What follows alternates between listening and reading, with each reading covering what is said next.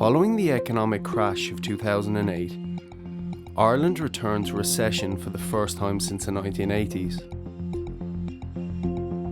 In the last few years, the country has seen welcome signs of recovery. Today's economic growth has, however, masked the grave issue of a housing crisis. With skyrocketing rents, a striking lack of political will reflected in ineffective policies, and as many as 3,000 children living in emergency accommodation, the grim realities of renting in Ireland in 2019 can no longer be ignored. Recent statistics have shown that monthly rents in Dublin have increased by 60%. Slum landlords exploit non-nationals, while measures introduced by the government grant no security of tenure to private renters. Facing a worsening situation, people are standing up to say no. Activists take to the streets. Families combine to demand change. And tenant groups raise awareness and take the fight to abusive landlords, all playing their part to challenge the rental situation, which is a national emergency.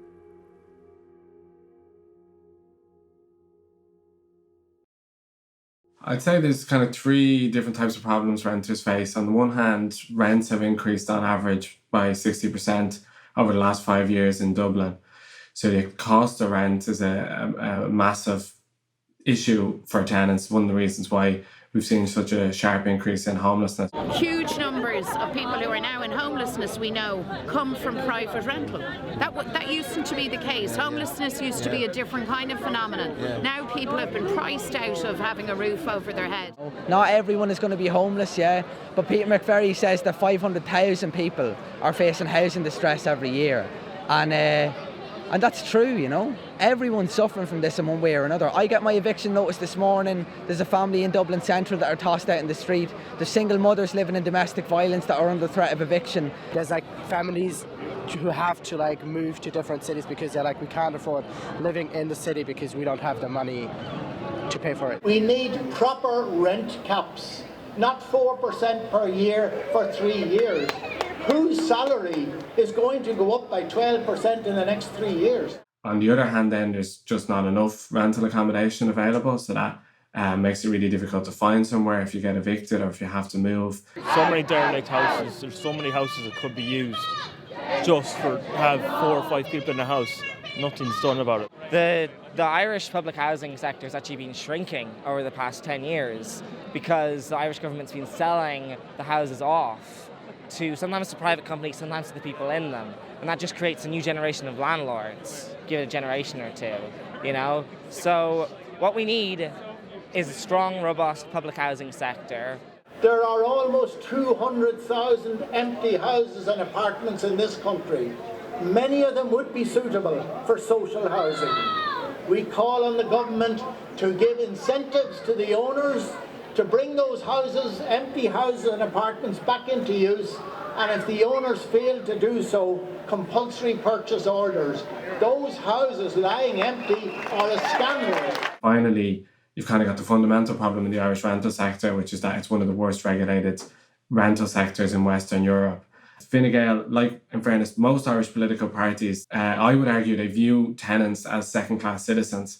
So the underlying principle of the policy in the rental sector is that if you can't afford to buy a home, you don't deserve to have a right to housing. Historically, we've had this huge commitment to home ownership.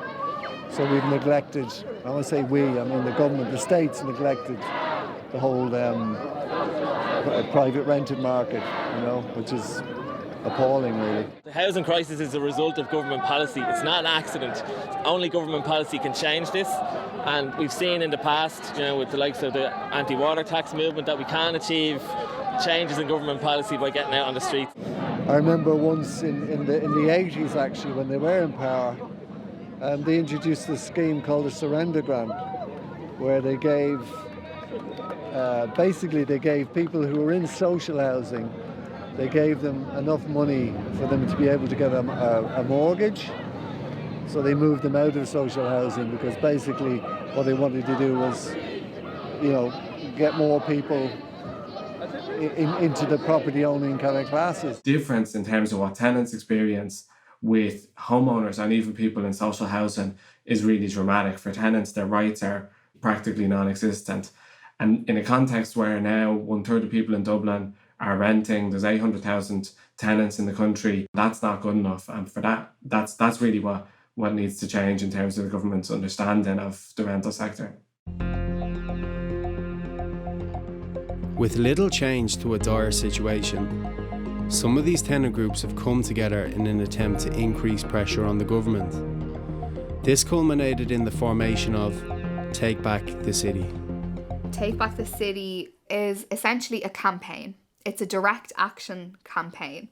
So it's not, again, similar to the structures of the Irish Housing Network, that it's an umbrella of different groups, but it centres solely on action. Whose streets? Our streets. Whose homes? Our homes. Whose streets?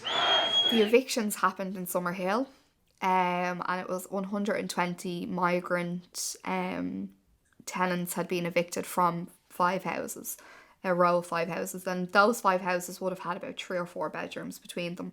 So kind of ridiculous amounts of overcrowding, slum conditions and stuff like that. So we I think 5 groups initially at the start, 5 or 6 groups came together, and we were like, we need to spark something. Like, we felt like that 120 tenants being evicted didn't really have any major response publicly. We kind of had thought at that time that something was missing from organising, and that we would like to create that spark, that maybe recognising that there probably is anger in people, but it's just sitting dormant, and it's a means to like try and harness that and like channel it into something, you know. We had a few different actions bounced around the table, but predominantly we were talking about occupations. After the success of the Summerhill occupation, Take Back the City continued this approach by occupying a property on Frederick Street. It was the reaction to this occupation from both the landlord and Gardaí that would truly bring Take Back the City to national and international attention. The most surreal thing I've ever seen, like one of the security guards like walks out all in black, balaclava on, with a huge sledgehammer. I was just like, what the fuck is happening here? A van like really dramatically just pulls up, the side of the van opens as it's still moving, guards jump out and they've like balaclavas on, and it was just like, oh, what is happening here? Like, it was really surreal. But there was like a huge big standoff, and we were trying to explain to the guards, like, how are you letting this happen? It's broad daylight on our streets, and you've men standing there in balaclavas armed with like machinery, like sledgehammers and like saws and stuff like that. And like the guards were just like not in a position to listen to us. Like, we were trying to explain that the second there is no enforcement order on the property, so technically not yet a criminal matter, and that the guards were essentially assisting in an eviction where no enforcement order had come in.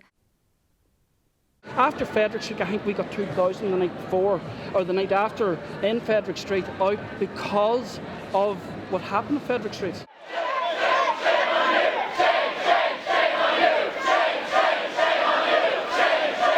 It was a reaction on lads in balaclavas coming and dragging people out of their homes, and Gardaí with balaclavas protecting them, or the occupations. I believe you need more civil disobedience to get people out. With the rental landscape unchanged, the question of what the future holds for renters remains uncertain. If you've got 1/3 of people in Dublin renting, if you've got 800,000 tenants in the country, tenants should be one of the most powerful lobby groups in the country. But we need a mass movement in this. We need 50, 60,000 people out in the streets, and let this government know that we're no longer going to sit down and take this. They're not going to listen to, you know, a couple of, like a party with like 6 TDs, you know. They're going to listen to a load of people on the street saying, we're not having this. The only thing we really do is just organise and stand together. and just show the government that we're not going to lie down and take it. Like, we're going to fight and get out in the streets and mobilise. I would say it has to become a voting issue, but I think it is a voting issue. I think that's what this kind of protest proves. If you're sitting in the Dáil and you see this many people out, you think all those people are going to vote, and that's really what they care about. So this is what we can do. I guess if there's like no organisation who is like organising stuff and like organising protests, it's pretty hard for like the individual person to start a protest.